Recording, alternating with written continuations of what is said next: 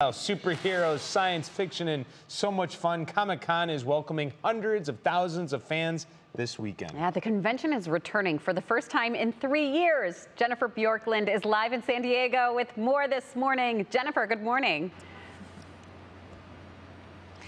Dave, Maureen, good morning. Yeah, who doesn't need a little escapism fantasy right about now?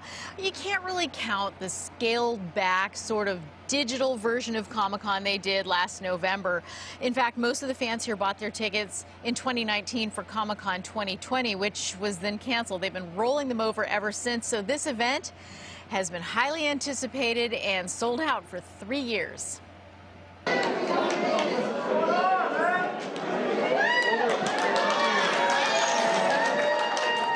They've been waiting years for this, but the last few minutes are just too much. A stampede of fans for a first look at Comic-Con 2022.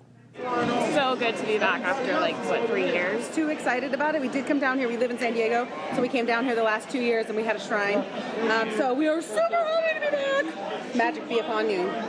And costumes. 75-year-old Dude Vader has been here since the beginning in 1970. As, Han Solo would say, we're home. But not literally home. Being here is a nice departure from the last few years where Comic-Con fans met online. Screens and headsets replacing all of this.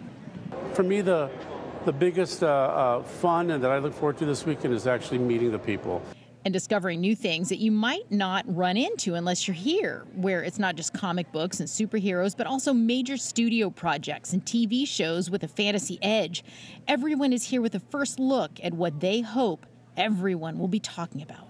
If you were sitting at home and just curating, I want to sit and watch the specific 2 panels and that's kind of it, okay, but if you're here for the whole weekend, you're going to want to fill your day, and this allows you to do that in fantastic ways. This is basically the Olympics of nerd culture, and we're all winners. 135,000 people proving that the geeks are the cool kids.